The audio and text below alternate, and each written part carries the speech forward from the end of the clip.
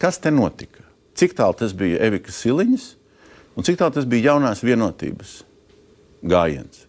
Kad Arvils Ašarādens, kā jaunās vienotības valdes loceklis, uzzināja, ka valdības sastāva maiņa sāksies šādi?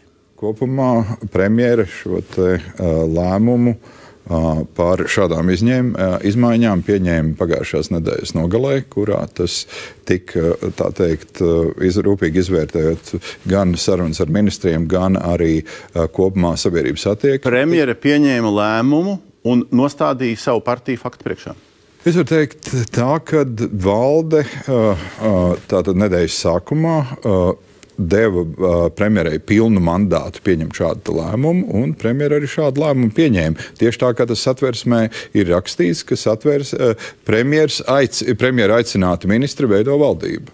Un premjera atbrīvoti, ministri vairs viņā nav. Valdību. Un jūs uzzinājāt, tad, kad Evika Siliņa paziņoja, abi klātesošie kungi bija uz tikšanos dienas vidū piekdien, tad jaunā vienotība apmēram te pašā laikā uzzināja. Nedaudz ātrāk, bet tūtam, jā.